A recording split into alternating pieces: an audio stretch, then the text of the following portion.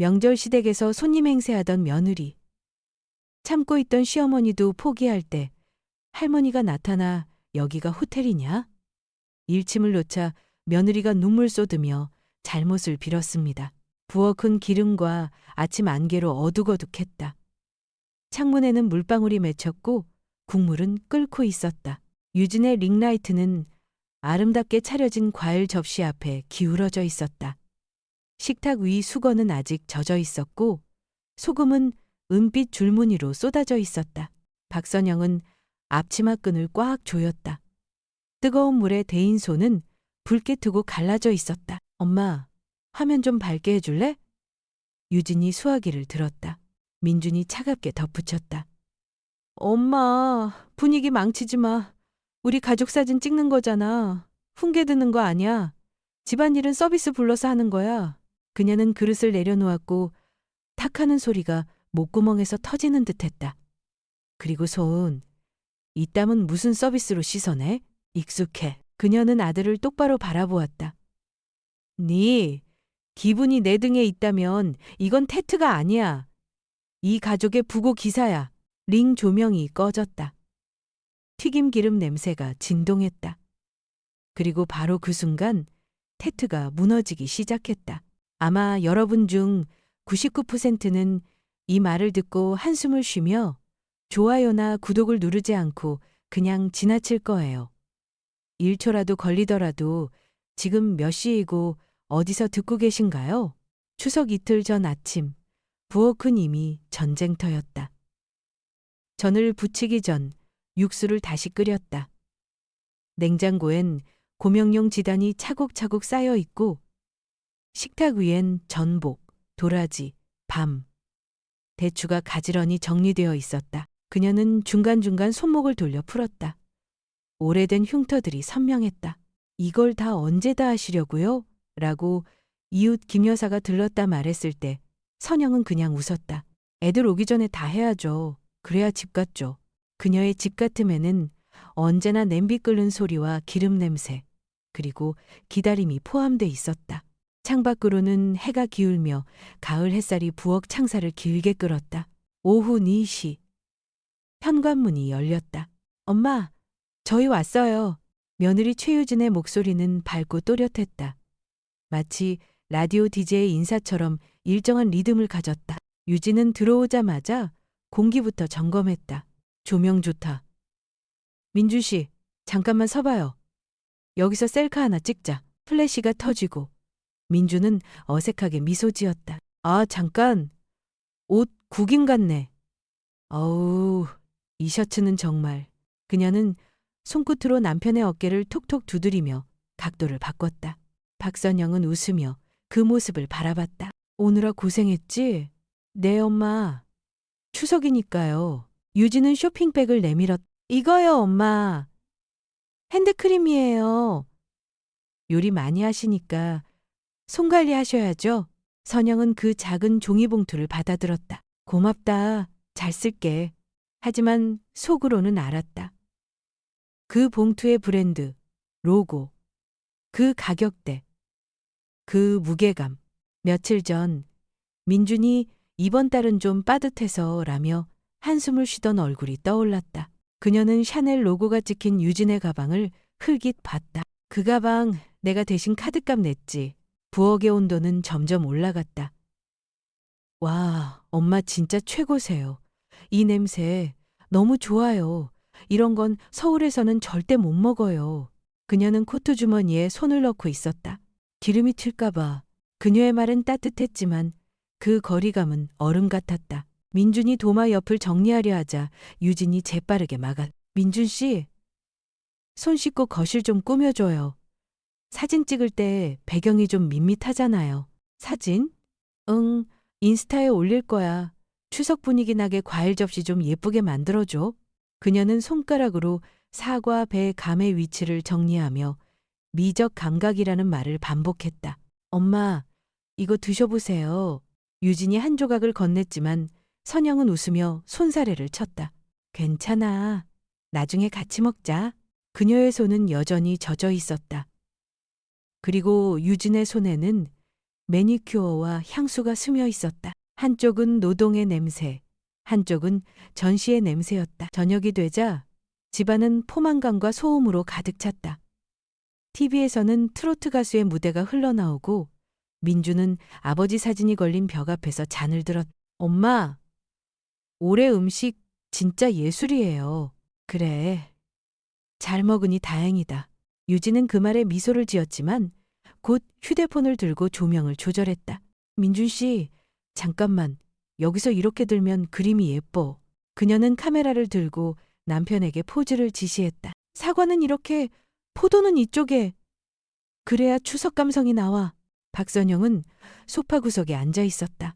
화면 속의 그들이 한 폭의 그림처럼 보였다. 하지만 그 그림 속에는 자신이 없었다. 그녀는 TV를 보는 척하며 사과를 어루만졌다. 거칠어진 손끝으로 껍질의 미세한 상처를 느꼈다. 그녀의 시선은 천천히 유진의 손으로 옮겨갔다. 그 매끈한 손가락, 그 완벽한 매니큐어, 그 손이 과일을 배치하고 조명을 움직이고 남편을 미세하게 조정하는 모습을 보며 선영은 갑자기 등골이 서늘해졌다. 이 집에서 나는 이제 손이 필요 없는 사람이구나. 할머니는 조용히 그 장면을 지켜보고 있었다. 그 눈빛은 흐릿했지만 어딘가 단단했다. 무언가를 알고 있다는 듯. 그 시선이 스치자 선영은 알 수 없는 불안감에 숨을 고르게 쉬었다. 그날 밤 그녀는 식탁 위에 사과를 치우지 못했다. 빛이 꺼진 부엌에서 반쯤 먹다만 과일이 붉게 빛났다. 그 순간 추석의 따뜻한 풍경 속에서 처음으로 위험한 균열이 들렸다. 조용하지만 분명한 금 가는 소리였다. 이야기는 다음 날 아침 가족 사진을 찍는 장면으로 이어진다. 그 사진 속에서 누군가는 웃고 있었지만 누군가는 이미 사라지고 있었다. 점심 무렵 대문 앞에 차들이 하나둘씩 들어섰다. 왔네? 이모님이야. 박선영은 앞치마를 벗으며 미소를 지었다. 얼굴에 피로가 가득했지만 반가움이 먼저였다. 손님 맞이는 언제나 그녀의 몫이었다. 식탁 위에는 잡채, 갈비찜, 각종 전이 가지런히 놓여 있었고 거실에는 이미 따뜻한 조명이 켜져 있었다. 그 모든 준비를 마친 뒤에도 유진은 거울 앞에서 머리카락을 정리하고 있었다. 유진아, 손님들 오신다. 네, 엄마. 저 이거 마지막으로 립만 바르고요. 그녀의 목소리는 평온했다. 그리고 그 평온함 속엔 이상한 여유가 깃들어 있었다. 이모와 삼촌, 사촌들까지 모두 거실로 들어섰다. 아이고, 오랜만이에요. 어머님, 아직도 손맛이 그대로네요. 칭찬과 웃음소리가 오갔고 선영은 연신 찻잔과 과일 접시를 옮겼다. 그 사이 유진은 소파에 앉아 있었다. 그녀는 마치 이 집의 안주인이 아니라 손님들을 호의적으로 대하는 사람처럼 보였다. 유진아, 네가 차 좀 따라드려. 아, 엄마. 제가 하면 손이 덜 예쁘게 보일 것 같아요. 이런 건 엄마가 훨씬 정성스러우시잖아요. 그녀는 웃으며 스마트폰을 들어 화면을 비췄다. 근데 조명 너무 좋다. 잠깐만요, 이모님. 여기 이렇게 앉아 계세요. 조명이 얼굴에 진짜 잘 받아요. 찰칵. 카메라 셔터음이 거실의 웃음소리를 가볍게 베어냈다. 유진아, 정말 운이 좋다. 이렇게 시어머니가 다 준비해 주시잖아. 민준의 이모가 감탄 섞인 목소리로 말했다. 유진은 살짝 고개를 기울이며 웃었다. 그쵸? 저희 엄마는 이런 거 좋아하시니까요. 전 솔직히 이런 거 잘 못해요. 그녀는 와인잔을 살짝 흔들며 말을 이었다. 민준이한테도 그랬어요. 내 시간은 돈 벌고 커리어 쌓는 데 쓰는 시간이지 설거지하는 데 쓰는 시간이 아니다. 요즘 세상은 달라졌잖아요.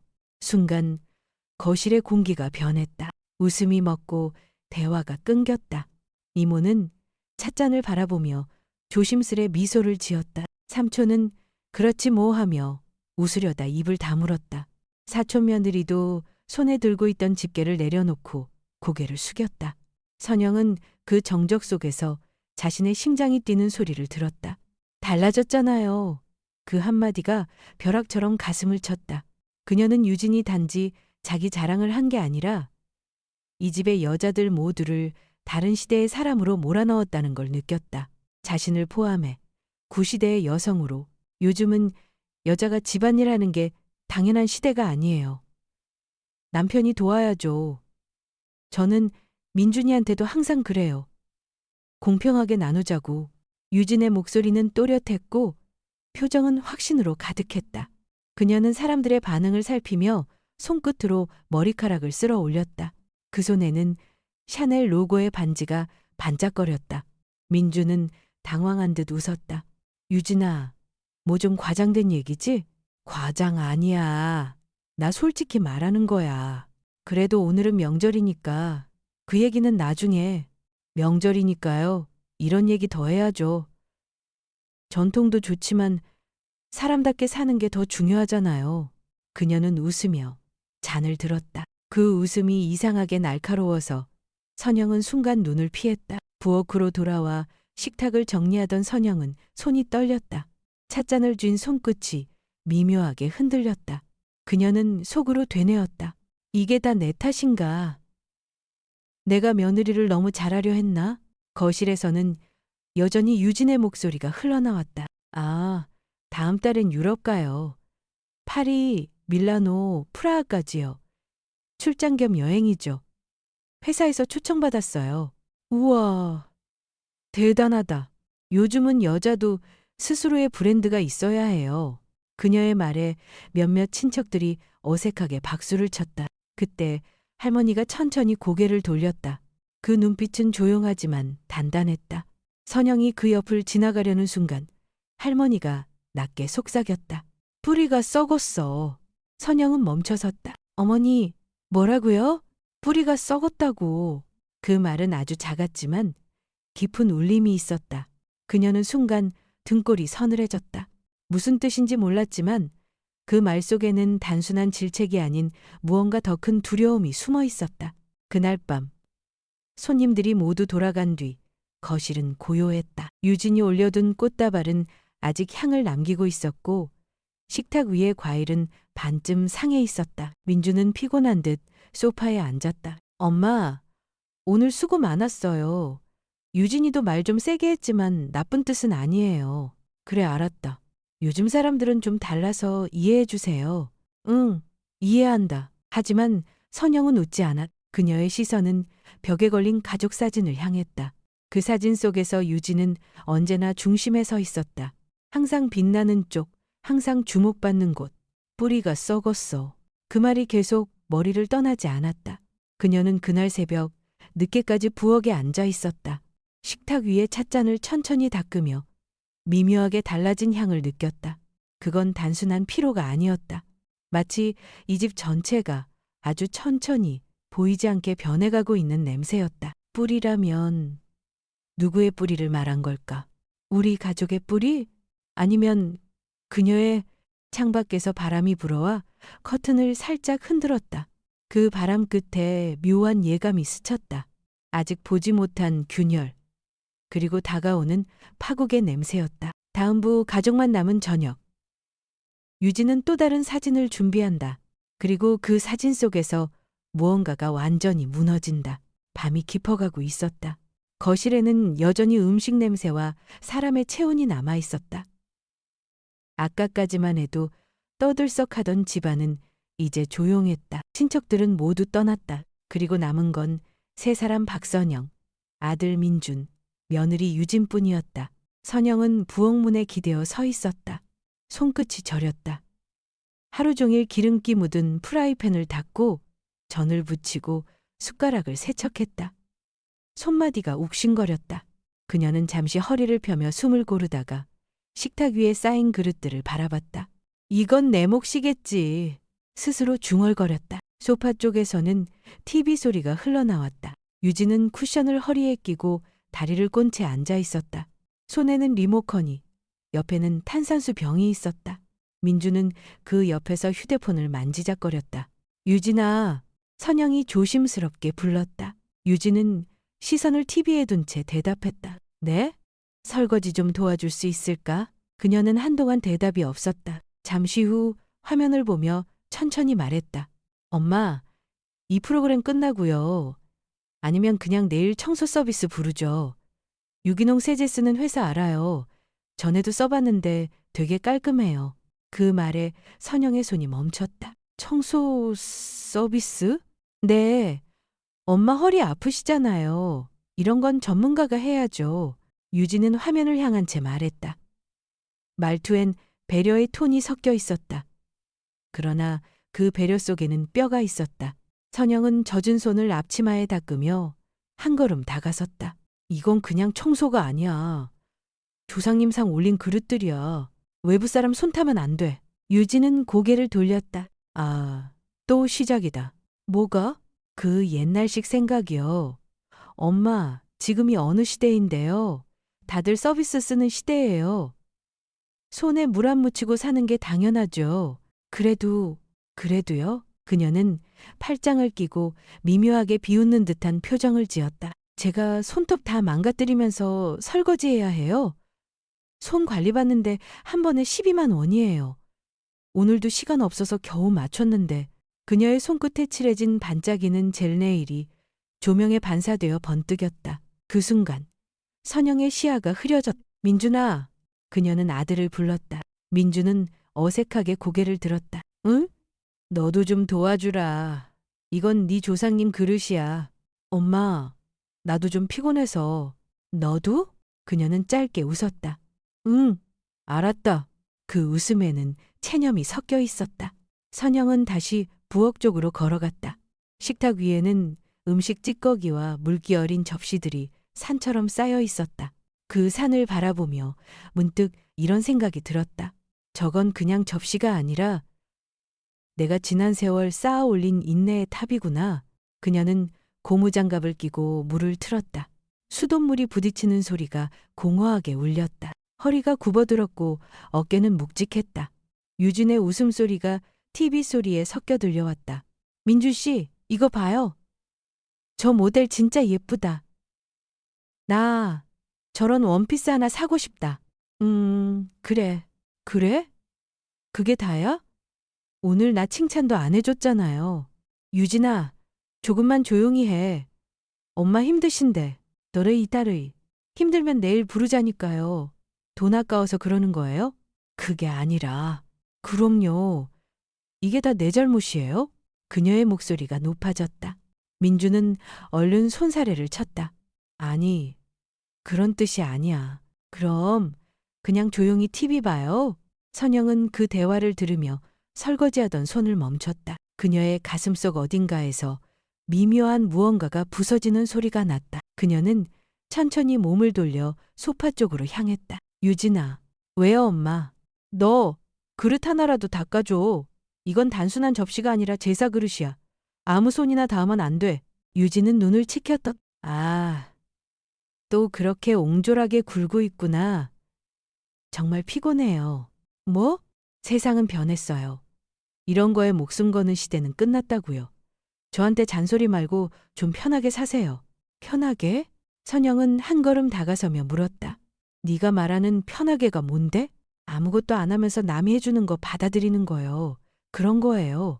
그녀는 쿨하게 말하고 다시 TV로 시선을 돌렸다. 그 순간 선영의 목소리가 갈라졌다. 너 그렇게까지 말해야 돼? 사실을 말한 거예요. 그럼 나는 뭐야? 평생 너희 먹이고 입히려고 손에 물 묻히고 허리 구부린 건 다 바보짓이었단 말이냐? 그땐 그렇게 사는 게 맞았겠죠. 그린고노 비레도 민준이 그제야 일어나며 말했다. 그만해 유진아. 너무 심하다. 뭐가 심해? 나 진실 말했잖아요. 그녀는 차갑게 웃었다. 그리고 민준 씨, 나한테 그런 말 하지 마. 나 지금 손톱 망가질까봐 설거지 안 하는 거야. 나도 내일에 자존심 있어. 거실의 공기가 무겁게 가라앉았다. 선영은 아무 말도 하지 않았다. 그녀는 그저 아들을 바라봤다. 민주는 시선을 피했다. 아내를. 그리고 다시 바닥을 바라봤다. 그녀는 천천히 고개를 끄덕였다. 그래, 알았다.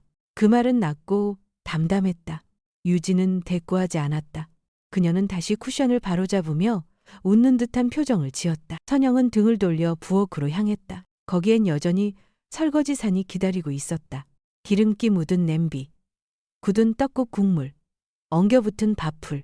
그것들은 마치 무겁게 남겨진 지난 세월 같았다. 그녀는 천천히 물을 틀고 고무장갑을 벗었다. 그냥 맨손으로 닦았다. 뜨거운 물이 손등을 스쳤다. 피부가 벌겋게 달아올랐다. 그녀는 중얼거렸다. 괜찮아, 따뜻하네. 그 말은 마치 자신에게 하는 위로 같았다. 그녀는 더 이상 분노를 느끼지 않았다. 그저 공허했다. 거실 쪽에서 유진의 목소리가 다시 들려왔다. 민준 씨, 내일 오전에 요가 예약했어요. 엄마 설거지 끝나면 소파 좀 정리해줘요. 응, 그리고 이 프로그램 끝나면 와인 한 잔만 따줄래요? 응, 응이라는 말이 4번쯤 반복되는 동안 선영은 접시를 헹구며 조용히 눈을 감았다.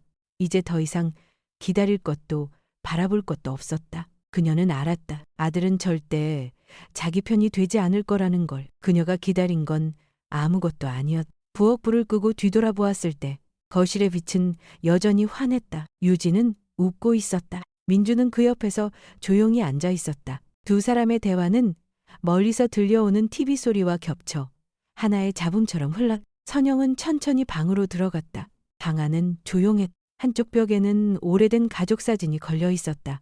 그 사진 속에서 젊은 그녀는 웃고 있었다. 그때의 웃음은 진짜였다. 이제 됐다. 그녀는 낮게 중얼거렸다. 그녀는 서랍을 열고 작은 노트를 꺼냈다. 손이 떨렸다.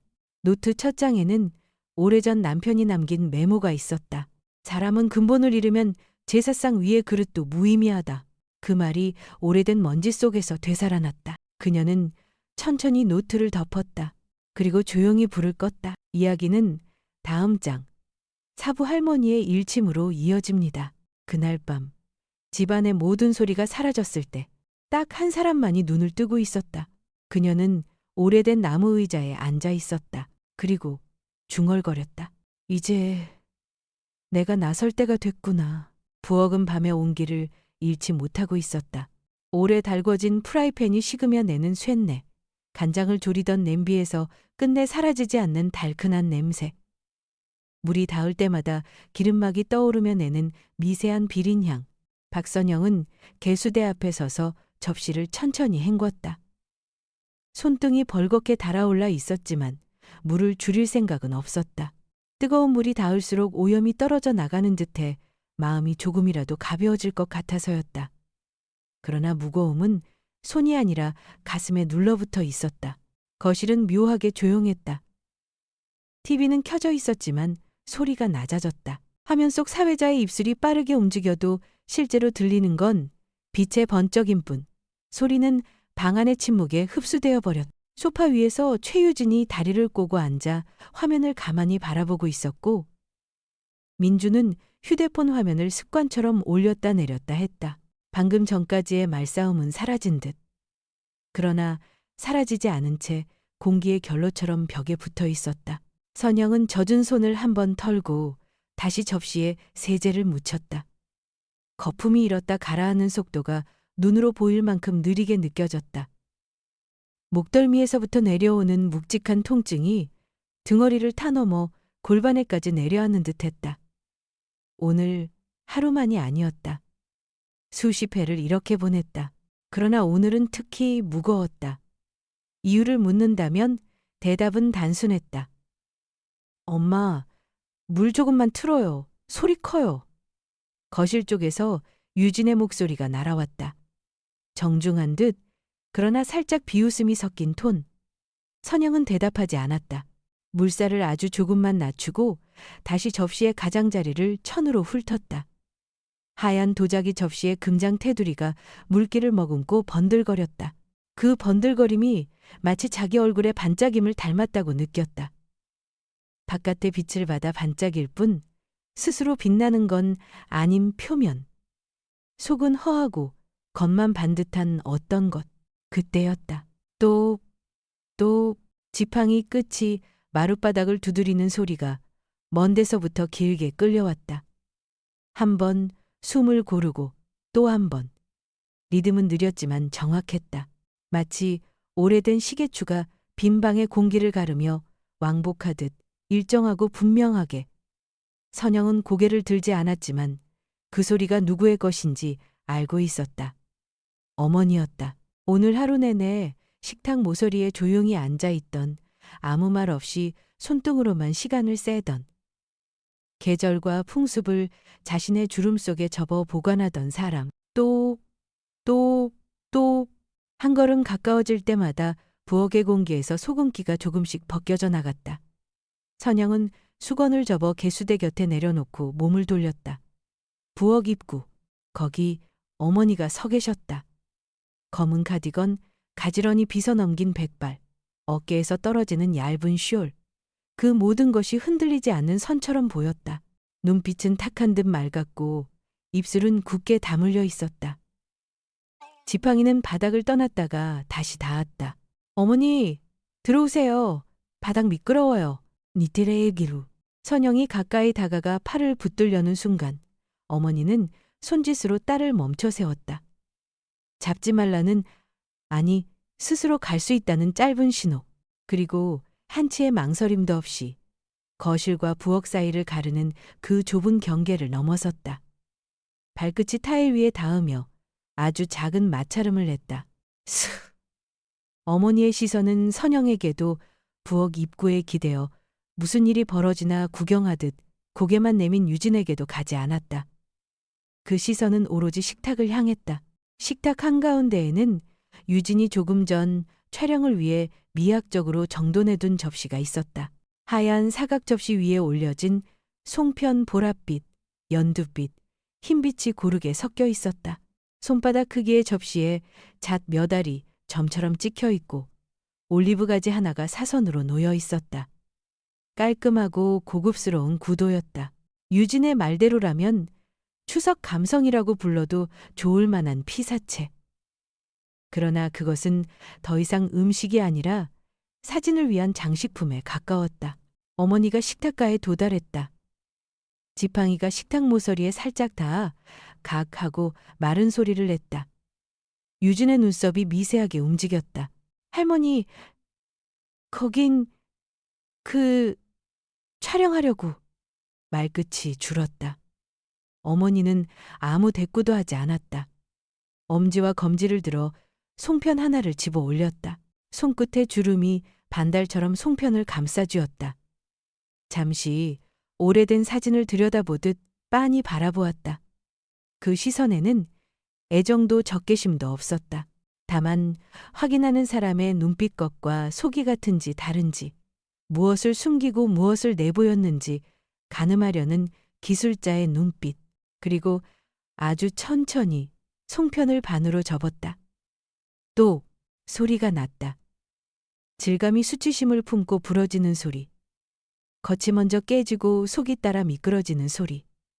어머니는 두 조각 중 하나를 조용히 식탁 위에 내려두었다. 다른 한 조각의 속을 한참이나 바라보았다. 속은 말라 있었고 거의 비어 있었다. 대충 밝힌 참깨 몇 알과 깨진 콩가루가 가장자리에 붙어 있었지만 한 입 베어 물 때 흘러나와 혀를 적시고 기억에 남을 속은 보이지 않았다. 겉은 고왔고 빛났으나 속은 공기였다. 겉보기엔 아름답지만 어머니가 아주 낮은 목소리로 말했다. 누구에게 하는 말인지 모를, 그러나 분명히 누군가를 향한 선언. 안은 텅 비어 있어요. 유진이 입술을 달싹였지만 아무 말도 나오지 않았다. 눈이 커졌다가 가늘어졌다. 얼굴에 떠오른 감정은 순서대로 지나갔다. 놀람이 먼저였고 곧 이어 민망함, 설명해야 한다는 초조, 그리고 알 수 없는 불쾌가 뒤섞여 공황의 빛깔로 번졌다. 할머니, 그거 제 거예요. 촬영하려고. 그 말은 끝까지 이어지지 못했다. 어머니가 그제야 유진을 바라보았기 때문이다. 오래된 우물의 물빛처럼 깊고 맑은 눈이 한 사람을 정면으로 포획했다. 유진이 눈썹을 올려 빨리 웃어넘기려는 표정을 만들려던 찰나 어머니의 다짐 같은 다음 말이 똑 떨어졌다. 나는 이 케이크와 똑같아요. 순간 방 안의 시간이 삐걱였다. 케이크? 모두의 시선이 식탁 위 조각난 송편으로 갔다가 다시 어머니에게로 돌아왔다. 유진은 어리둥절한 표정으로 케이크요? 하고 되물었다. 어머니의 입가에 아주 미세한 미소가 지나갔다. 너희가 나를 그렇게 불렀지. 케이크 겉만 번지르르 하고 속은 달지 않은 보여주기 위한 무언가. 한때의 치매 노인쯤으로 치부되던 자신을 모양 좋은 한 조각 케이크처럼 식탁 한쪽 장식으로만 취급했던 그들의 시선. 어머니는 말끝을 다 잊지 않았다. 더 말할 필요가 없어 보였다. 선영은 손에 들고 있던 접시를 수건 위에 내려놓았다. 어머니의 목소리가 잃었던 어떤 것을 되찾는 열쇠처럼 들렸다. 그녀는 생각했다. 어머니는 언제나 각자의 문제를 스스로 해결해야 한다고 믿어왔다. 가정의 일은 가정 안에서 말보다 시간이 답을 주게 두셨다. 오늘 개입한 건 내 침묵이 더 이상 인내가 아니라 절망임을 어머니가 알아차렸기 때문이리라. 그 생각이 그녀를 밀어 올렸다. 허리가 순간 가벼워지는 듯했다. 유진이 목소리를 가다듬었다. 할머니, 오해하셨어요. 전 그냥 보기 좋게 올려두려던 거고 오늘은 다들 피곤하시니까 청소 서비스 부르면. 서비스. 어머니가 단어 하나를 정확히 발음했다. 그러고는 접시가 쌓여있는 개수대 쪽을 향해 천천히 고개를 돌렸다. 선영이 방금 씻어 올려둔 흰 접시들의 더미 물기를 닦아낸 직후의 그 반듯함과 금장 테두리마다 제사 음식의 흔적이 말끔히 사라진 유광의 표면. 어머니가 한 발짝 또 한 발짝 그 앞으로 다가갔다. 지팡이 끝이 타일을 한 번 더 똑하고 쳤다. 새 것으로 갈아채우는 게 깨끗한 게 아니에요. 어머니의 목소리가 낮게 깔렸다. 더러운 것을 닦아내는 손이 깨끗한 거지. 너리만이야. 말끝이 닫자 관처럼 닫혀있던 방 안의 공기가 아주 조금 열렸다. 아직 겨울은 아니지만 어딘가 차갑고 선명한 냄새가 끼어들었다. 그 냄새는 오래된 나무 서랍을 열 때 풍기는 종이의 마른 향과 비슷했다.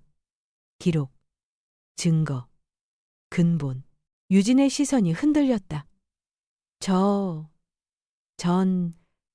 그녀가 민준을 찾듯 고개를 돌렸지만 민준은 이미 시선을 바닥에 떨어뜨리고 있었다.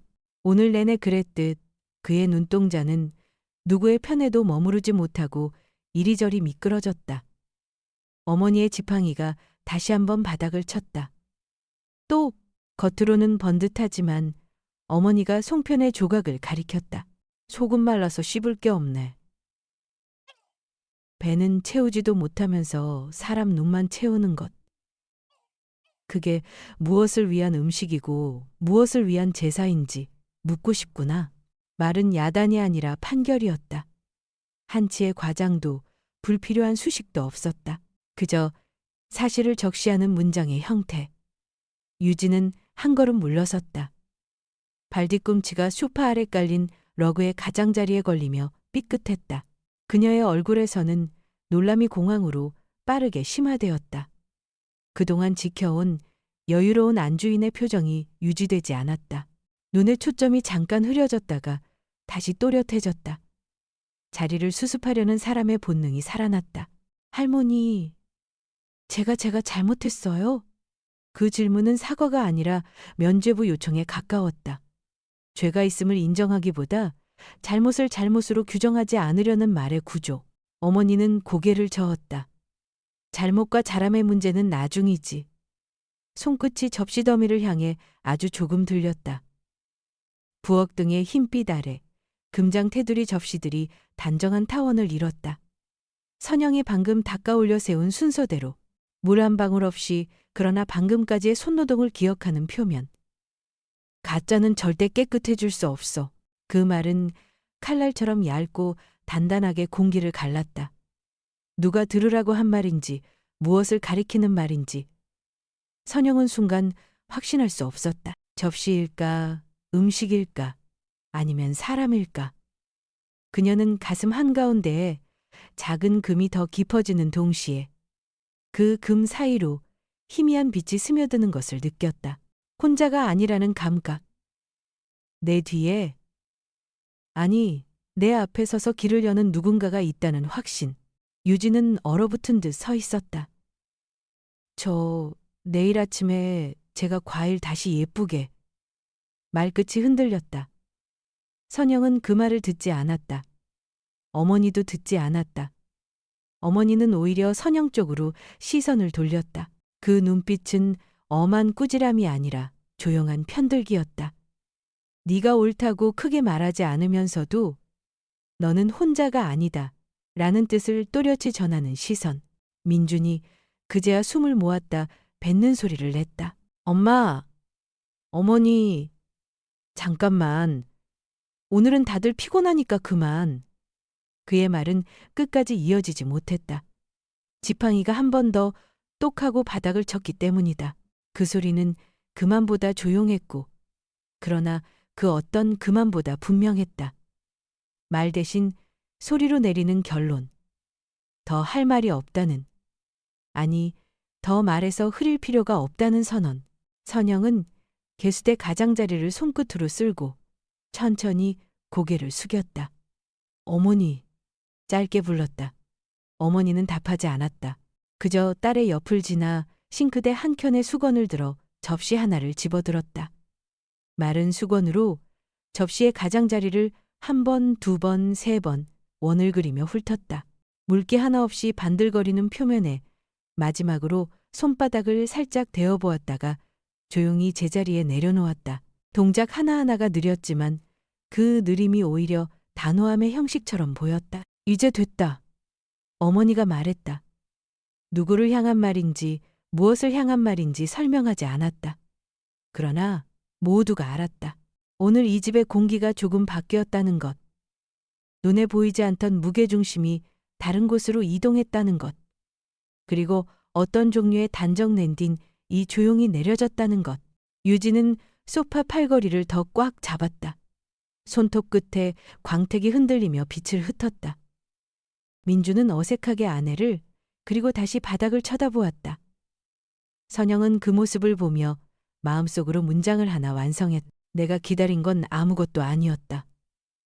아들은 절대 내 편이 되어주지 않을 것이다. 기대를 놓는 일은 쓰라리지만 그 쓰라림 뒤에야 비로소 사람이 선다. 그녀는 조용히 숨을 들이켰다.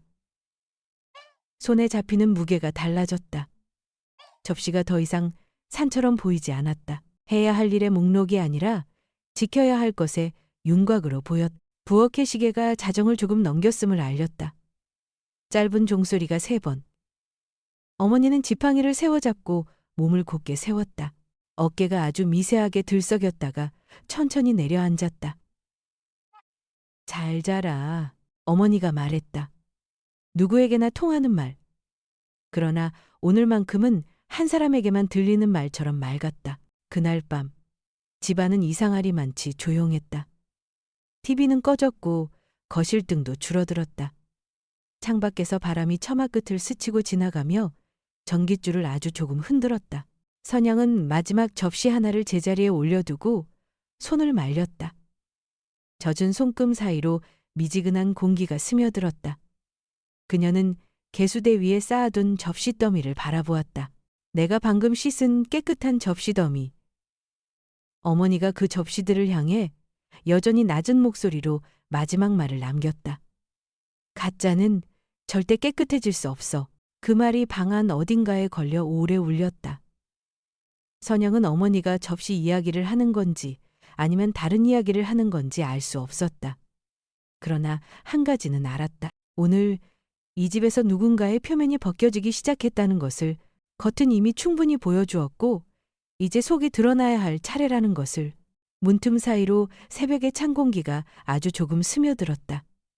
선영은 커튼을 조금 걷고 밖을 내다보았다. 동쪽 하늘이 희미하게 풀리기 시작했다. 뿌리가 썩었어. 낮에 들었던 어머니의 말이 다시 떠올랐다. 그 뿌리가 누구의 것인지, 무엇의 것인지 선영은 아직 모른다. 그러나 곧 알게 되리라는 예감이 들었다. 지팡이가 다시 똑 하고 바닥을 치는 소리와 함께 다음 장면이 천천히 열릴 것이다. 누군가가 묻겠지. 여기 호텔이야? 그리고 그 말은 누군가의 표면을 단숨에 찢어놓을 것이다. 그 전까지 그녀는 조용히 서 있었다. 지켜야 할 것, 지켜야 할 사람, 지켜야 할 그릇의 질서를 마음속으로 다시 세우며 어머니는 등 뒤에서 짧게 숨을 고르고 문득 가볍게 웃었다. 걱정 마라. 아주 작은, 그러나 기둥처럼 서는 말. 밤이 완전히 지나가기 직전의 고요 속에서 세 사람의 그림자가 길게 늘어졌다. 그리고 이야기는 다음으로 넘어갈 준비를 마쳤다. 썩은 뿔이 그 말의 진짜 주인공이 누구인지, 어째서 한마디가 파괴적인 결과를 가져오는지 아직은 아무도 모른다. 다만 전쟁의 북소리는 요란하게 울리지 않을 것이다. 대신 지팡이 소리가 느리고 정확하게 문턱을 하나씩 넘어갈 것이다. 밤은 이미 깊었지만 아무도 자리에 들지 못했다. 거실의 불빛은 여전히 켜져 있었고 부엌의 공기는 눅눅했다. 그 속엔 방금 일어난 무언의 전투가 아직 식지 않은 채 떠돌고 있었다. 송편 반쪽이 올려진 접시만이 정적 속에서 유일하게 빛을 품고 있었다. 선영은 설거지대를 등진 채 양손을 서로 맞잡고 서 있었다. 유진은 의자에 반쯤 기대 앉아 있었고 얼굴엔 피로보다 다른 무언가 불안이 서려 있었다. 민주는 소파에 앉아 머리를 숙였. 그때 또 한 번 그 소리가 울렸다. 또 지팡이의 끝이 마룻바닥을 두드리는 소리였다. 모두가 동시에 고개를 들었. 할머니는 이미 거실 한가운데로 들어와 있었다. 그녀의 눈빛은 흐릿했으나 그 안에 담긴 빛은 너무나 또렷했다. 이제 그만해요, 어머니. 선영이 작게 말했다. 그만두지 않아. 할머니의 목소리가 흔들림 없이 가라앉았다. 지금이니까. 그녀는 천천히 유진 쪽으로 다가갔다. 지팡이가 딸깍 소리를 내며 멈췄다. 유진아. 할머니의 부름에 유진은 깜짝 놀라 몸을 일으켰다. 네. 할머니? 내 말을 이해하려 하지 말고 그냥 한마디만 대답해라. 지팡이가 다시 바닥을 쳤다. 여기가 호텔이냐? 순간 공기가 갈라지는 소리가 들렸다. 유진의 얼굴에서 피가 빠져나갔다. 한순간 그녀는 이해하지 못한 듯 멍하니 서 있었다. 그러나 곧 그 말의 의미를 알아차린 듯 입술이 떨렸다. 무슨 말씀이세요? 호텔이냐고 물었지. 할머니는 시선을 피하지 않았다. 어머니, 그건 선영이 나서려다 말끝을 삼켰다. 할머니의 눈빛이 잠시 그녀를 스쳤다. 가만히 있어라. 유진이 억지 웃음을 지으며 고개를 저었다. 저 잘 모르겠어요. 그 말씀이 무슨 뜻인지. 그럼 내가 말해줄게. 할머니의 목소리가 조용히 울렸다. 내 어머니 말이야. 그 한 문장이 방의 온도를 몇 도나 낮췄다. 유진의 눈동자가 크게 흔들렸다. 우리 어머니요? 그래. 인천의 한 호텔에서 방 청소하시던 분이지. 그녀의 말이 끝나기도 전에 유진의 입술이 새하얗게 질렸다. 그걸 어떻게? 할머니는 한 걸음 더 다가섰다. 지팡이가 바닥을 짚었다. 네. 어머니는 허리가 부러질 만큼 일했어. 아침마다 객실문을 두드리며 손님이 남기고 간 쓰레기를 치웠지. 베개를 2번 털고 이불을 3번 개고 화장실 거울에 묻은 물방울을 닦을 때마다 허리를 숙이셨어. 그녀의 목소리는 흔들림이 없었다. 그러나 그 담담함이 오히려 칼날 같았다. 그분은 늘 말했지. 내 딸은 이런 데서 일하지 않게 하겠다. 그래서 널 공부시켰고 예쁜 옷을 사줬고 사람들 앞에서 고개 숙이지 않게 해줬지. 그런데 네가 지금 여기 와서 네 시어머니가 평생 지켜온 집을 호텔처럼 만들고 있구나. 유진은 한 발짝 물러섰다. 의자의 다리가 바닥을 긁으며 삐걱거렸다. 아니에요. 그런 뜻이 아니라. 다시 묻겠다. 할머니가 말을 끊었다. 이 집이 네 어머니가 일하던 호텔이냐? 정적. 유진의 손이 공중에서 허우적거리다 식탁 모서리를 붙잡았다. 그녀의 눈에서 눈물이 한 줄기 떨어졌다. 제발 그만하세요. 제발. 그만해야 할 건 나냐? 아니면 네가 저지른 짓이냐? 민준이 자리에서 벌떡 일어났다. 할머니, 이제 그만하세요. 왜 그 얘길 지금? 너는 모른다. 할머니가 그를 돌아봤다. 이 아이가 네 집에 들어오기 전에 무슨 이름을 썼는지도 모를 테니까. 민준의 입이 굳어졌다. 무슨 이름이라뇨? 그 아이 예전엔 최수정이라 불렸어. 할머니의 목소리가 무겁게 떨어졌다. 결혼 전까지 어머니의 신분을 숨기기 위해 이름을 바꿨지. 출신을 감추려고 학교 서류도 고치고 친구들에게는 사업가 집안 딸이라 말했어. 유진의 다리가 풀렸다. 그대로 주저앉았다. 그녀는 손으로 얼굴을 가렸다. 그만요. 제발. 그만하라면 그만둘 줄 아나? 할머니는 고개를 저었다. 가짜로 세운 건 언젠가 무너진다. 너는 네 어머니를 부끄러워했지. 그분이 호텔에서 일한 걸, 흙 묻은 손을, 구두를 닦던 냄새를. 유진은 울음을 터뜨렸다. 저도 싫었어요. 어릴 때마다 손님들이 엄마를 부르던 소리가 너무 싫었어요. 아줌마, 여기 좀 닦아요. 그 말이 제 이름보다 더 크게 들렸어요. 학교에서도 아이들이 호텔 딸이라고 놀렸어요. 그래서 그녀는 흐느끼며 말을 이었다. 그래서 거짓말했어요. 다른 사람이 되고 싶었어요. 깨끗한 사람, 냄새 나지 않는 사람, 손이 고운 사람, 그런 사람이 되고 싶었어요. 선영은 눈을 감았다. 분노가 서서히 식으며 그 자리를 복잡한 연민이 채웠. 할머니는 더 이상 말하지 않았. 그저 잠시 그녀를 바라보다 지팡이를 세게 짚었다. 그게 네 어머니의 죄가 아니다. 유진은 손등으로 눈물을 훔쳤다. 하지만 이제 다 망했어요. 아니. 할머니는 고개를 저었다. 이제 시작이다. 그녀는 돌아서며 낮은 목소리로 덧붙였다. 여기가 호텔이 아니라 집이 되려면 누군가는 바닥을 닦아야 해. 주인이라면 그게 네 일이지. 그 말이 끝나자 방 안엔 긴 침묵이 내려앉았다. 지팡이 끝이 바닥을 두드렸다. 그 소리가 밤의 종소리처럼 들렸다.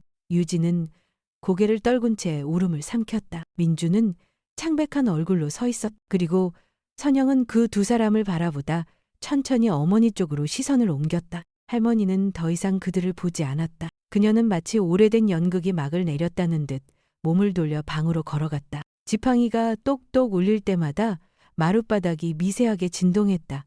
선영은 깨끗하게 닦아놓은 접시 더미를 바라보았다. 그 표면은 여전히 반짝였지만 그녀는 알고 있었다. 그 반짝임은 이제 다르게 보인다는 것을.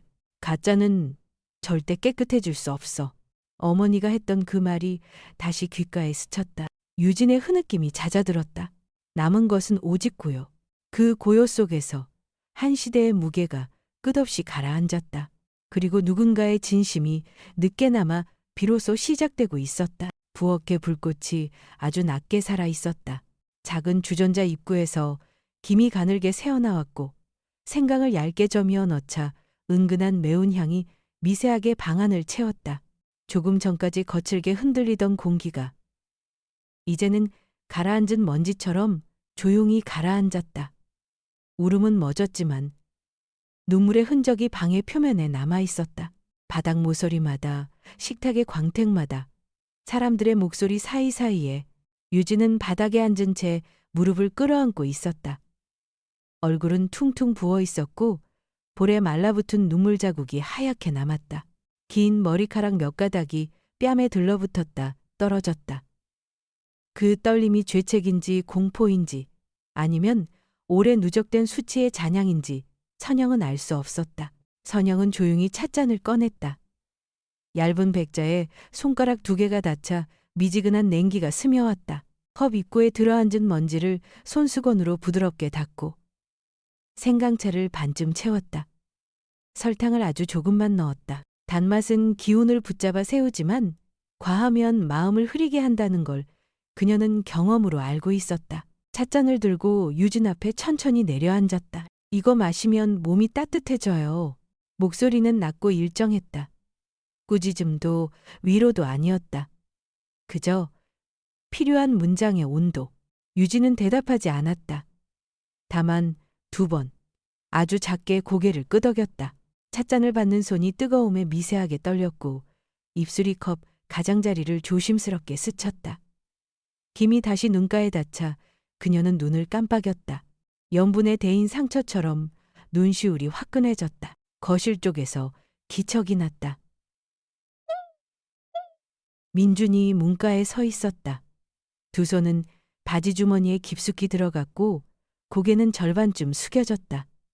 그는 입술을 몇 번 열었다 닫았다. 마리 모양을 갖추기까지 시간이 걸렸다. 공기가 좀 필요해요. 텅 빈 목소리였다. 설명도 변명도 결론도 아니었다. 그저 도피의 사전 문구. 선영은 그가 아내에게 말할 줄 알았다. 그러나 그는 자신을 보지 않는 아내 대신 어머니 쪽을 향해 그 문장을 놓았다. 선영은 그 뜻을 정확히 알아들었다. 바람 좀 쐬고 싶어요. 자리를 비우겠다는 청이 아니라 자리를 벗어나겠다는 선언. 선영은 멈칫했지만 고개를 끄덕였다. 그래, 다녀와. 민주는 신발을 급하게 끌어 신었다. 문 손잡이가 짧게 덜컹거렸다. 밖에 어둠이 문틈으로 스며들었다가 문이 닫히는 소리와 함께 잘렸다. 철컥. 그 소리가 낮은 종소리처럼 방 안에 한 번, 두 번, 세 번 메아리 쳤다. 그 뒤로 남은 건 더 무거운 침묵이었다. 주전자에서 김이 한 번 더 새어나왔다. 차의 열기가 유진의 손바닥으로 천천히 옮겨갔다. 오래 지나지 않아 유진이 입을 열었다. 쉰 목소리였다. 엄마, 언제 알았어? 좋은 질문이었지만 지금 이 밤에 쓸 수 있는 좋은 답은 없었다. 선영은 한숨을 들이켰다가 삼켰다. 마음속에서는 다른 문장들이 올라왔다. 나도 모르겠다. 어머니도 아마 모른다. 오래 살면 속임수를 꿰뚫어보는 눈이 생기고 그 뒤에 숨은 진실을 짐작하는 감각이 자란다. 정확히 아는 건 아니었을 거다. 다만 틀리지 않았을 뿐. 그러나 그녀는 그 문장을 입 밖으로 옮기지 않았다. 지금 필요한 것은 해명보다 체온이라는 것을 알았기 때문이다. 지금은 누가 언제 알았는지 중요하지 않아. 선영이 천천히 말했다.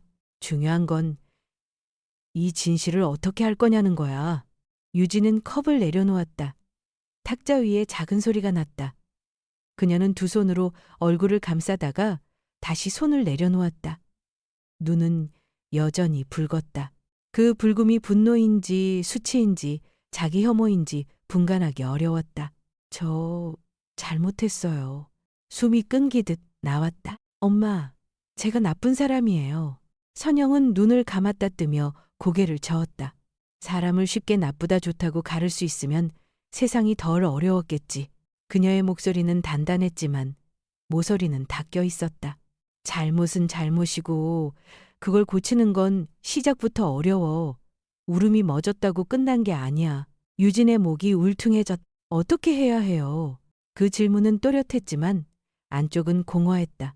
대답을 빌려와 붙이려는 마음이 아니라 스스로 만들 힘이 고갈된 자의 목소리. 선영은 잠시 식탁 위의 반짝임을 바라봤다. 방금 전에 닦아놓은 접시 더미가 등 뒤로 멀찍이 빛났다. 가짜는 절대 깨끗해질 수 없어. 어머니의 말이 느리게 되감겼다. 그 말은 사람을 겨냥했지만 동시에 방법을 가리키고 있었다. 첫째, 오늘 있었던 일 모두 기록하자. 선영이 말했다. 감정 말고 사실. 누가 무엇을 말했는지, 우리가 어떻게 들었는지. 그래야 다음에 싸우더라도 같은 자리에서 싸울 수 있어. 유진은 고개를 끄덕였다. 둘째, 네 엄마한테 전화하자. 네가 아니라 내가 걸 거야. 내 목소리로, 내 말로. 유진의 눈이 커졌다. 지금요? 지금은 아니고 내일 해가 뜬 다음. 오늘은 우리가 밤을 건너는데 집중하자. 유진의 눈꺼풀이 천천히 내려갔다. 또렷하게 들이마신 숨이 어깨에 걸렸다가 풀렸다. 엄마, 저 민준 오빠가 돌아올까요? 선영은 대답 대신 생강차를 한 모금 마셨다. 따뜻함이 혀 아래로 흘러내려 명치에 자리 잡았다. 돌아올 거야. 그녀는 단정하지 않았다. 다만 화건의 모양을 한 온기를 내보였다. 사람이 도망칠 수 있는 시간은 길지 않아. 추운 공기엔 오래 서 있기 어렵거든. 유진이 희미하게 웃으려고 했다가 포기했다. 웃음은 올라오지 않았다. 대신 어색함이 다시 자리를 잡았다. 그 어색함을 밀어내기 위해 선영은 천천히 자리에서 일어나 행주를 들었다. 식탁을 아주 작은 원으로 닦았다. 시간이 흘렀다. 시계 초침이 유리 뒤에서 작은 발을 옮겼다. 방 안의 소리는 그뿐이었다. 잠깐. 할머니 방 쪽에서 기침이 한번 들렸다가 그쳤다. 집은 오래된 배처럼 밤의 물결 위에 가만히 떠 있었다. 엄마, 유진이 부르자 선영이 고개를 들었다. 저 사과하고 싶어요. 말로만 하는 거 말고 손으로 하는 사과요. 아래 마다고래소. 선영의 눈이 잠깐 흔들렸다. 손으로 하는 사과가 뭔데? 내일 아침 제가 부엌 설거지부터 할래요. 제사 그릇까지. 겉만 닦지 않고 속까지요. 시간 오래 걸려도 제가 할게요. 말의 모양이 어설펐지만 방향은 분명했다. 선영은 대답을 서두르지 않았다. 부엌 천장의 불빛이 유진의 뺨 위에서 약하게 깜빡였다. 그녀는 고개를 아주 조금 끄덕였. 그래. 내일 아침. 유진은 다시 컵을 들어 올렸다. 생강차에 남은 온기가 손바닥에서 천천히 줄어들었다. 먼 동쪽 끝에서 희부연 회색이 번지기 시작한 듯 보였다. 아직 새벽은 멀었지만 밤은 예고 없이 물러나는 법이다. 엄마, 유진이 다시 불렀다. 민준 오빠가 제 얘기를 다 듣고 나면 저를 떠날까요? 선영은 고개를 가로저었다. 사람은 흔히 떠난다고 말하지만 실제로 떠나는 일은 어렵다. 남아있는 일도 어렵다. 어려운 일이 둘이면 결국은 마음이 정답을 고른다. 지금은 모른다. 모르는 걸 함께 견디는 것도 가족이 할 일이다. 유진은 그 말을 천천히 삼켰다. 눈동자가 흔들리다가 잦아들었다. 그녀는 컵을 식탁 중앙에 조용히 내려두고 두 손을 무릎 위에 포개었다. 깊게 숨을 쉬었다. 울음 뒤에 남은 쓸려 내려간 자리에서. 그때 복도 끝에서 바람이 스며드는 소리가 났다. 누군가 문 앞에서 잠깐 멈춘 듯한 기척. 그러나 초인종도 노크도 울리지 않았다. 바람만 얇게 문살을 스쳤다. 유진의 시선이 그쪽으로 가다 말았다. 선영은 눈을 감았다 뜨며 마음속으로 한 문장을 적었다. 치유는 그 다음부터가 가장 어렵다. 그녀는 자리에서 일어나 창문 쪽으로 걸어갔다. 창틀을 살짝 열자 차가운 공기가 살결을 스쳤다. 밤의 냄새와 생강의 향이 중간에서 섞여 새로운 온도를 만들었다. 그 공기가 두 사람의 얼굴을 동시에 지나갔다. 잠깐 쉬자, 선영이 말했다. 말은 아껴두고 숨부터 고르자. 유진은 고개를 끄덕였다. 의자 다리가 바닥을 긁지 않도록 조심스럽게 몸을 뒤로 기댔다. 손가락 끝을 서로 맞물리며 아주 천천히 힘을 풀었다. 방 안은 다시 고요해졌다. 그러나 그 고요는 조금 전의 것과 달랐다. 무너진 자리 위에 앉은 침묵이 아니라 버티려는 마음이 만들어낸 침묵. 깨지기 쉽지만 쉽게 깨지지 않으려 애쓰는 침묵. 문득 현관 쪽에서 아주 약한 발소리가 났다. 선영은 뒤돌아보았다. 그 소리는 문턱까지 와서는 멈췄다. 이어지는 소리는 없었다. 민주는 나를 보지도 아내를 보지도 않았다. 탁자 위에 차가운 찻잔을 바라보았다. 저 잠깐 나가야겠어요. 그는 문을 열고 황급히 나갔다. 문이 닫히는 소리가 다시 방 안을 울렸다. 유진과 나는 더 무거운 침묵 속에 갇혔다. 나는 그제야 또렷하게 깨달았다. 상처를 드러내는 것은 첫걸음일 뿐이다.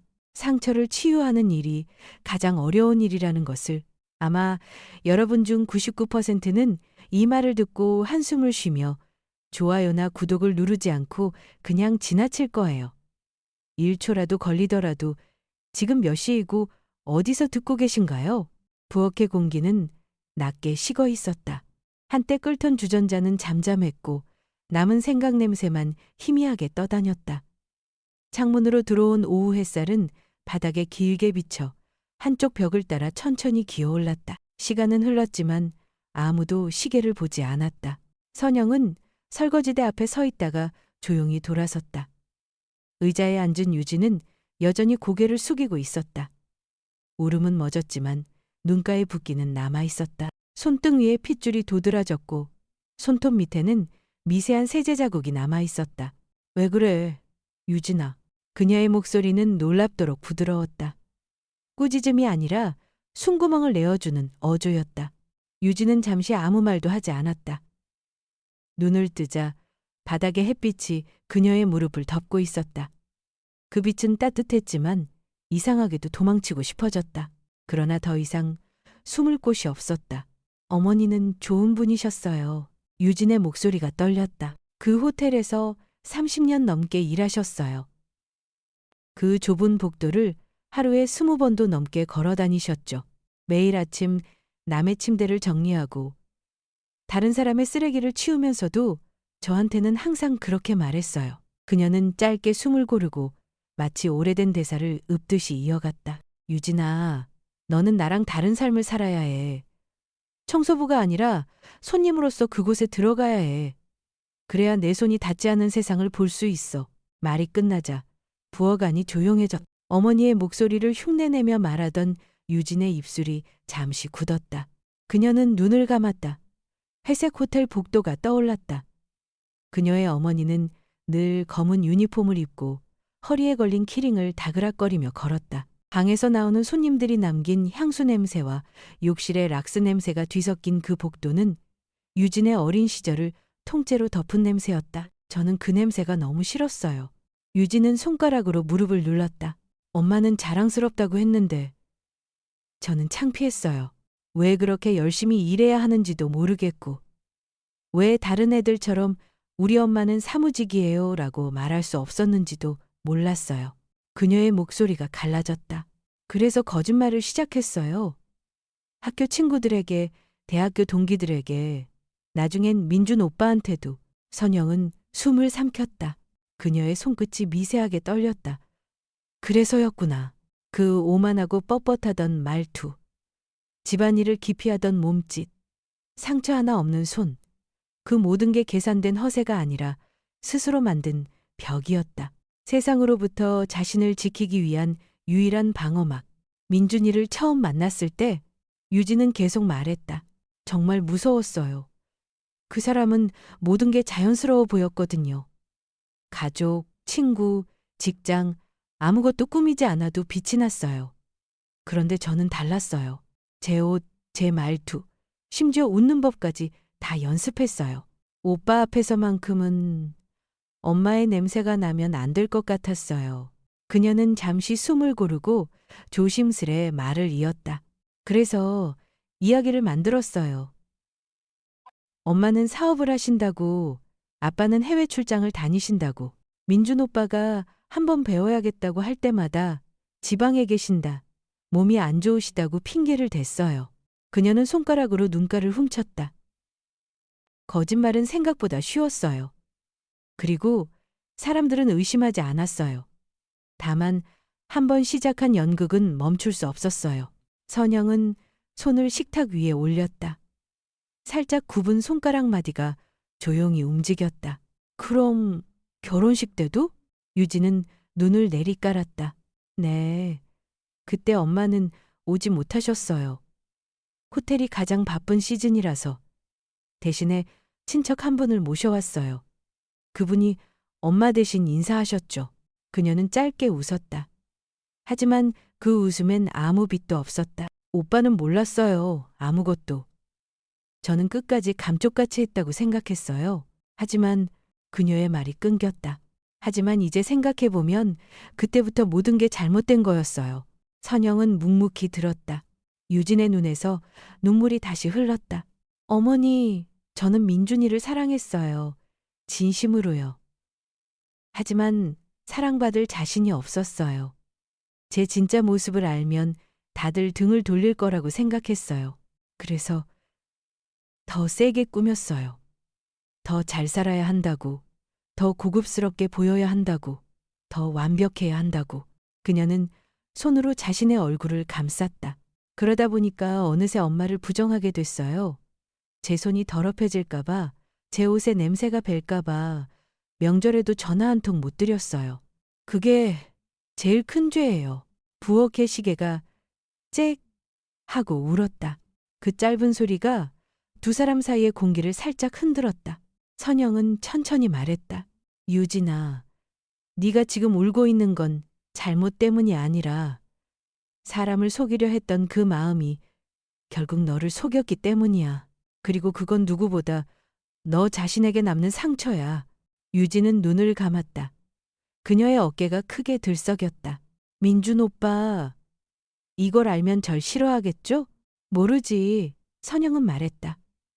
하지만 그 아이는 도망은 쳐도 오래는 못 숨는다. 결국 마주해야 할 거야. 햇살이 창문틀을 넘어 식탁 위로 옮겨왔다. 빛의 선이 접시 가장자리를 스치며 반짝였다. 선영은 그 빛을 바라보다가 조용히 덧붙였다. 유진아, 송편 기억나지? 유진이 눈을 들었다. 할머니가 쪼개셨던 그 송편 말이야.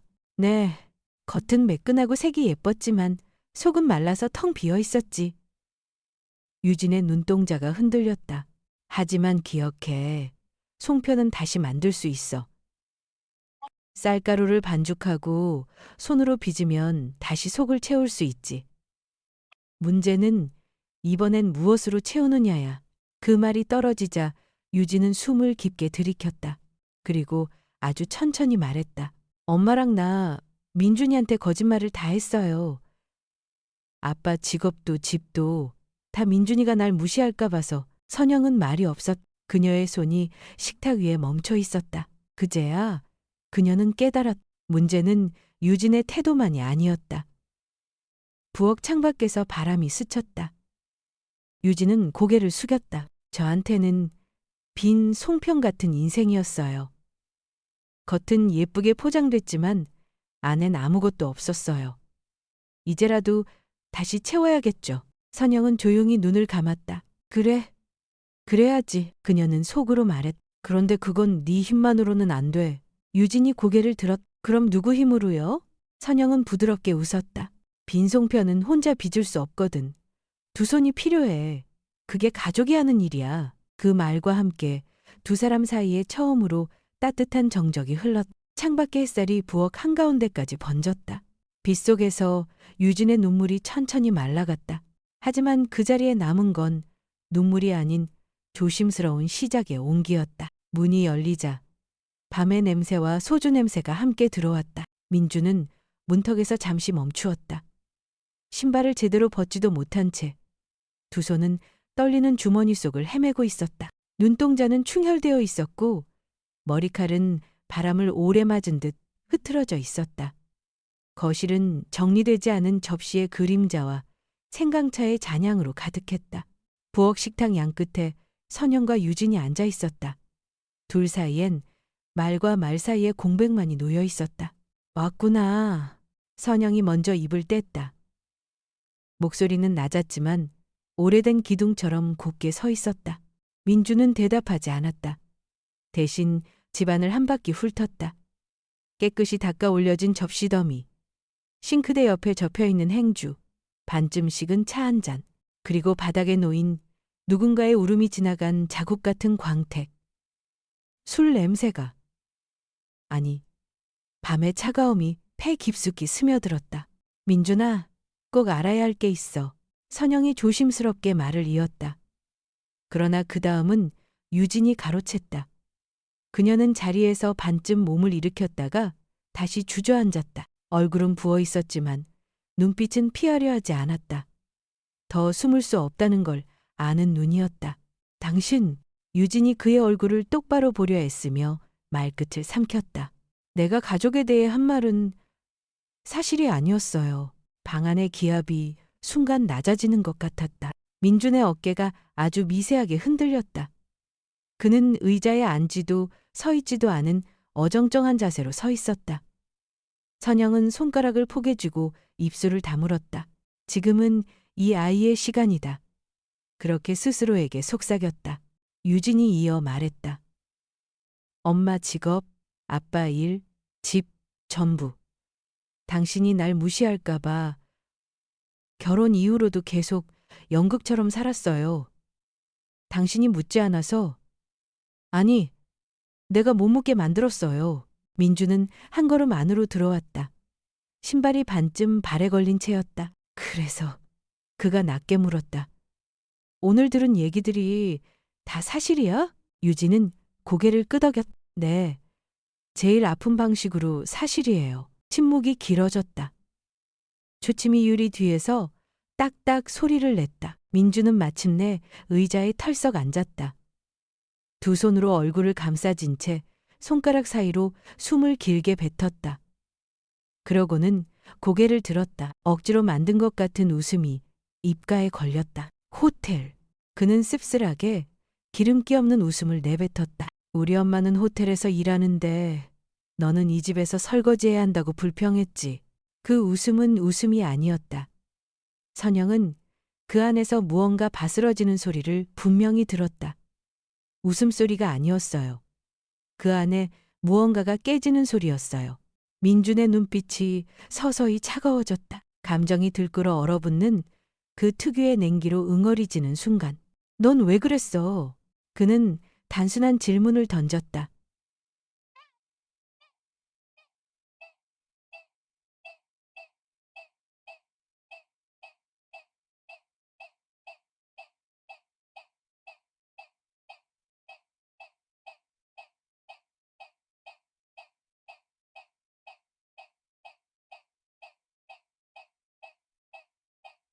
유진은 고개를 떨군 채 말했다.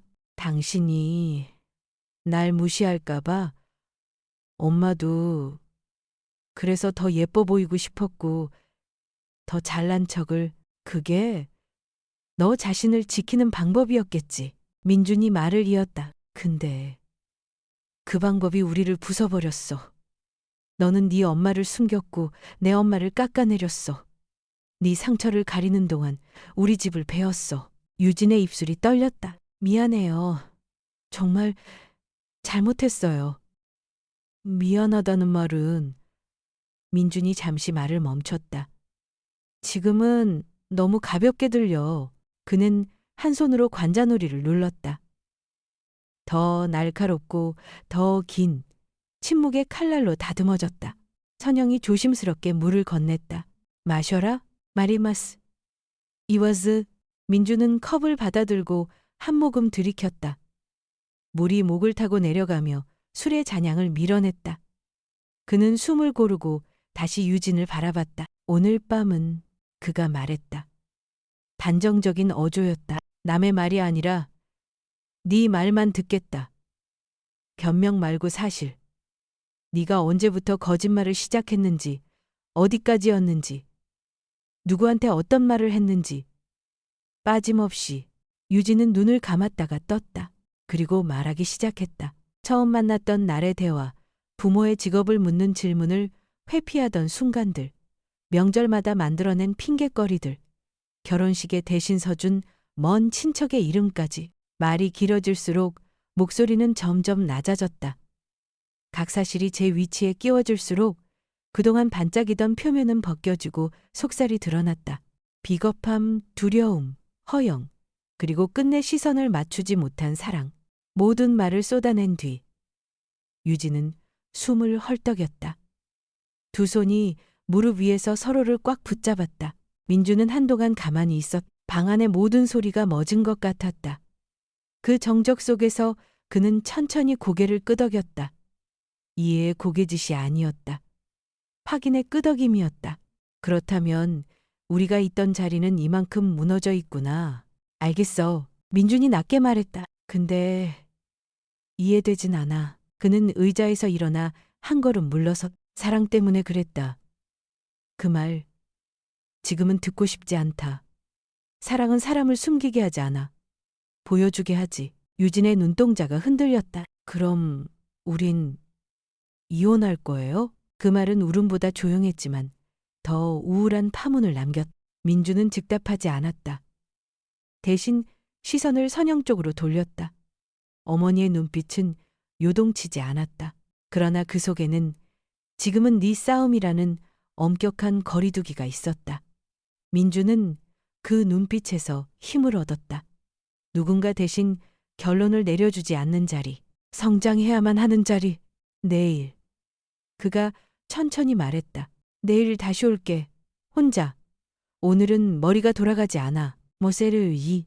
유진이 입술을 깨물었다. 지금 여기서 안 돼요? 민주는 고개를 저었다. 아니, 여기서는 안 돼. 그의 시선이 부엌 구석의 접시 더미를 스쳤다. 어제와는 다른 방식으로 반짝이는 금장 테두리. 이 집은 너랑 내가 진실 없이 앉았던 자리야. 내일은 다른 데서 처음부터 다시 묻겠다. 그 말은 잔혹한 약속처럼 들렸다. 그러나 동시에 유일한 길처럼 느껴졌다. 내일이라는 유예는 거절의 상냥한 포장일 수도 재건의 마지막 기회일 수도 있었다. 민주는 현관으로 걸어갔다. 신발을 똑바로 신으며 순간적으로 몸을 낮추어 끈을 매는 그 자세가 낯설게 어른스러웠다. 아이의 도망으로 나갔던 발걸음이 남자의 귀환으로 돌아오는 데까지 밤이 한 번 필요했다. 그가 문 손잡이에 손을 올렸을 때 뒤에서 유진의 떨리는 목소리가 흘렀다. 미안해요. 정말 미안합니다. 민주는 잠깐 멈췄다가 고개만 조금 돌렸다. 미안하다는 말 내일도 할 수 있지. 그리고 덧붙였. 다만 내일은 미안이라는 단어 대신 무엇을 바꿀지 말해. 문이 열리며 차가운 공기가 한 번 더 들어왔다. 민주는 나가기 전 선영을 향해 짧게 고개를 숙였다. 말은 없었. 그러나 그 고개 숙임엔 엄마, 맡기지 마라는 부탁과 문이 닫히자 집안에 다시 정적이 깔렸다. 선영은 의자에서 일어나 창문을 조금 열었다. 밤 공기가 생강의 잔향과 섞여 천천히 순환했다. 그녀는 유진에게 물 한 잔을 건넸다. 유진은 받아들고도 입에 대지 못했다. 손가락만 컵의 가장자리를 만지작거렸다. 내일... 유진이 중얼거렸다. 그 사람이 돌아오겠죠? 선영은 즉답 대신 아주 포근한 눈으로 며느리를 바라보았다. 내일은 내일의 대답을 데리고 오지. 그 말은 점잖은 위로이자 잔인한 사실이었다. 그때 현관 쪽에서 아주 가벼운 발자국이 한 번 스쳤다 사라지는 듯했다. 착각일 수도 있었다. 그러나 어쨌든 이 밤은 자기 할 일을 모두 마친 듯 더 깊어졌. 선영이 고개를 들어 멀리 유리창에 비친 자신과 유진의 그림자를 보았다.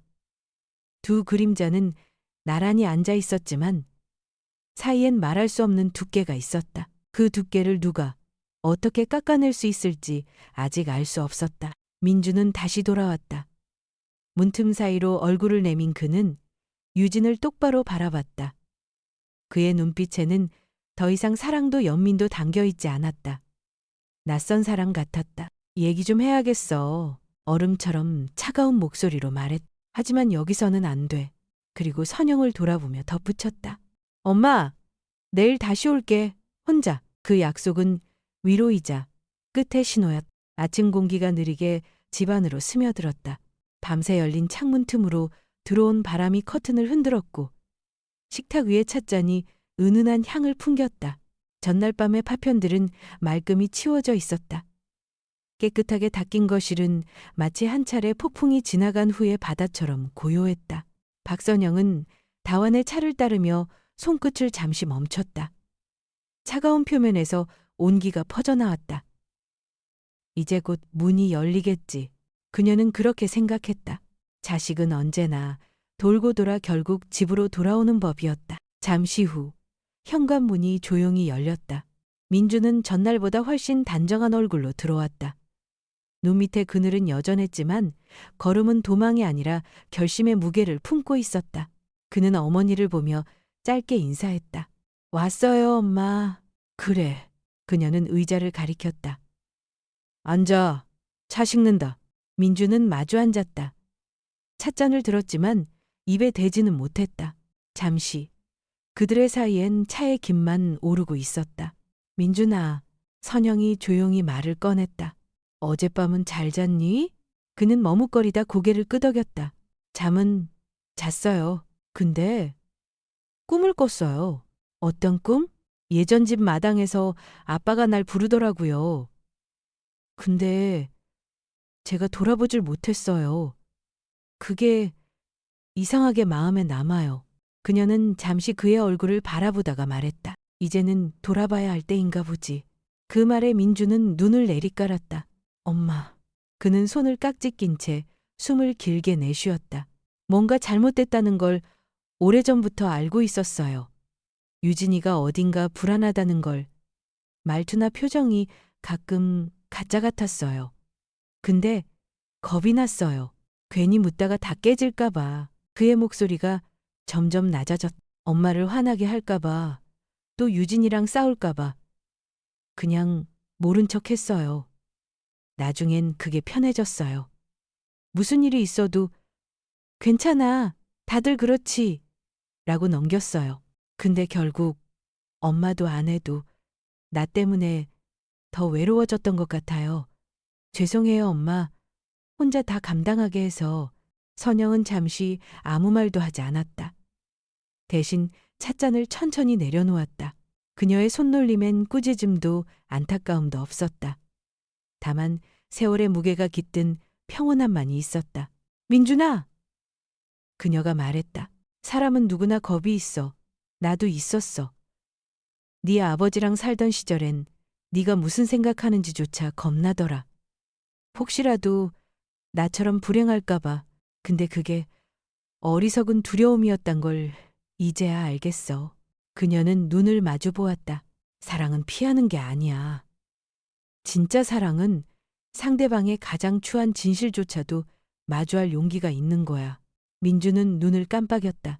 엄마, 나 아직도 유진이를 사랑하는지 모르겠어요. 어젯밤엔 너무 화가 나서 그 얼굴을 보는 것조차 힘들었는데, 또 한편으로는 그 사람이 얼마나 외로웠을까 싶기도 해요. 선영은 고개를 끄덕였다. 그게 바로 사랑의 시작이야. 미움과 연민이 같이 오는 거. 그게 복잡해서 사람들은 다들 쉽게 포기하지. 하지만 문제는 유진이가 거짓말을 했다는 게 아니야. 그녀의 목소리가 낮게 그러나 단단하게 울렸다. 문제는 그 거짓말 뒤에 두 사람이 함께 새로운 진실을 만들어갈 수 있느냐는 거야. 민주는 찻잔을 들어 한 모금 삼켰다. 새로운 진실이라? 그래. 누구나 잘못을 해.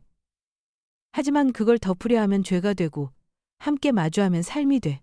그게 부부야. 민주는 고개를 숙였다. 근데 엄마, 전 자신이 없어요. 어떻게 다시 그 사람 옆에 앉을 수 있을지. 그동안 내가 믿었던 게 다 무너졌어요. 그렇다고 무너진 자리에서 평생 주저앉을 순 없잖아. 그녀는 미소 지었. 넌 이제 아빠가 아니라 네가 될 차례야. 남자는 누구를 지켜주는 게 아니라 선택의 결과를 견디는 사람이야. 그 말에 민준의 손이 미세하게 떨렸다. 엄마는 유진이를 용서할 수 있을 것 같아요? 나는 용서할 자격이 없어. 그 애의 어머니가 아니잖아. 그리고 용서는 주는 게 아니라 살아가는 과정에서 생기는 거야. 네가 그 과정을 겪을 준비가 돼 있다면 그게 답이겠지. 민주는 눈을 감았다. 차의 김이 이마에 닿았다가 사라졌다. 난 그냥 다시 예전처럼 살고 싶어요. 아침에 같이 밥 먹고 농담하고 평범하게. 평범은 노력으로 만드는 거야. 그냥 주어지는 게 아니야. 네 아버지 돌아가시고 나서도 나도 그 평범을 다시 만드는데 10년이 걸렸어. 그녀는 찻잔을 돌려놓으며 덧붙였다. 사람의 관계는 그릇 같아. 한 번 깨지면 예전 모양은 안 돌아오지. 하지만 붙여서 쓸 수는 있어. 다만 금이 보일 뿐이지. 그 금이 바로 네가 살아낸 흔적이야. 민주는 미소를 지었다. 엄마는 언제 그렇게 말 잘했어요? 살다 보면 말만 남더라. 그녀가 웃으며 대답했다. 잠시 정적이 흘렀다. 그 정적 속엔 위로와 여운이 함께 있었다. 민주는 천천히 손을 내밀어 어머니의 손등을 잡았다. 그 손은 여전히 단단하고 따뜻했다. 엄마, 레야. 응? 만약 다시 시작할 수 있다면 나 유진이랑 솔직하게 이야기해 볼게요. 싸우더라도 도망치지 않고. 그래. 선영이 그의 손을 꽉 쥐었다. 네가 결정한 대로 해. 나도 유진이도 아닌 네 자신을 위해서 해. 네 자신을 위해서 해야 해. 민주는 고개를 끄덕였다. 하지만 그 눈빛엔 여전히 깊은 갈등이 남아 있었다. 그녀는 그것을 읽었다. 진실은 드러났지만 진짜 짐은 이제부터였다.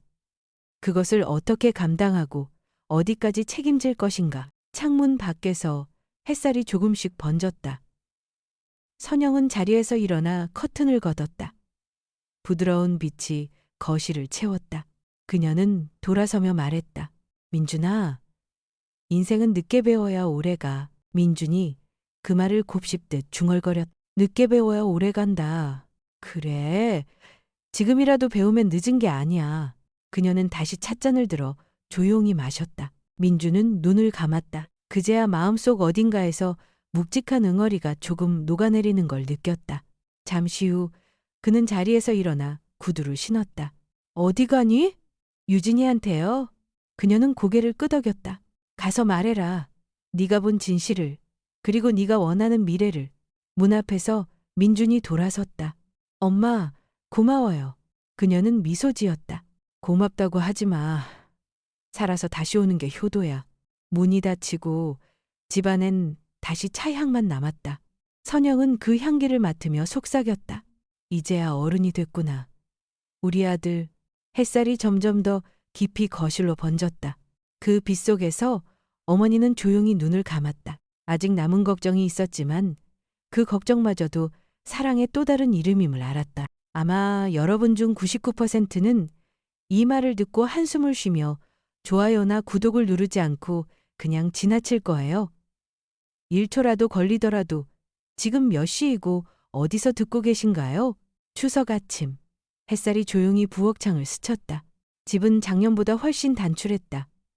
반짝이던 장식품은 사라졌고 대신 말린 가밋과 아이들의 낙서가 벽에 붙어 있었다. 이상하게도 그 단순함이 더 따뜻했다. 기름이 지글거리는 소리가 집안을 채웠다. 유진은 앞치마를 두르고 전을 부치고 있었다. 손놀림은 아직 서툴렀지만 표정엔 집중과 진심이 있었다. 엄마, 죄송해요. 몇 개는 탔어요. 괜찮아. 선영이 웃으며 말했다. 첫 번째, 저는 항상 주방의 신에게 바치는 제물이야. 그녀는 며느리 옆에 서서 불을 줄이고 손목을 돌려 뒤집는 법을 보여주었다. 이제 됐다. 잘했어. 유진은 작게 웃었다. 타지 않은 전 한 장이 팬 위에서 노릇노릇 익어갔다. 거실에서는 민준이 조상의 위패를 닦고 있었다. TV는 꺼져 있었고 대신 그의 손끝에서 부드러운 천소리가 들렸다. 민준아, 초심 조금만 자르자. 응? 그의 대답은 짧고 단정했다. 손가락엔 결심이, 눈빛엔 평온이 있었다. 햇살이 스며드는 소파 옆. 할머니는 조용히 앉아 계셨다. 이번엔 침묵하지 않으셨다. 내가 너만 했을 땐 송편을 손바닥만큼 빚었지. 왜 그런지 아니? 유진이 고개를 들었다.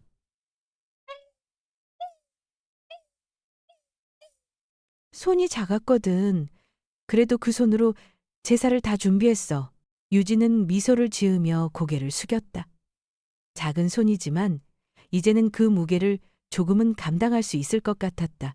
식탁 위 제사상은 단출했지만 정갈했다. 갈비찜 양은 줄었고 잡채는 덜 반짝였지만 덜 느끼했다. 모든 음식엔 사람의 손과 시간이 스며 있었다. 엄마, 이건 제가 올릴게요. 민준이 상을 들며 말했다. 그래, 천천히 해. 그의 목소리는 어른스러웠다.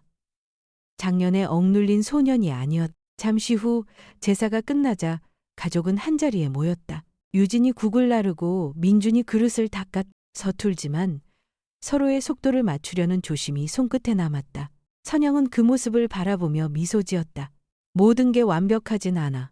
가끔 유진 눈에 죄책감이 스치고 민주는 여전히 어색하다. 하지만 우리는 노력하고 있어. 가족에게는 완벽함보다 노력이 더 중요할 때가 있으니까. 부엌에서 마지막 전이 치익 소리를 내며 익었다. 유진이 말없이 접시에 담았. 민주는 그 옆에서 향을 정리하고 할머니는 잔을 채웠다. 집은 여전히 낡았지만 오랜만에 진짜 집처럼 느껴졌다. 선영은 두 아이를 바라보며 미소 지었다. 한 아이는 전을 굽고 다른 아이는 제단을 닦고 있었다. 그 순간 그녀는 생각했다. 이 정도면 됐다. 올해의 명절은 조용했고 그래서 더 단단했다.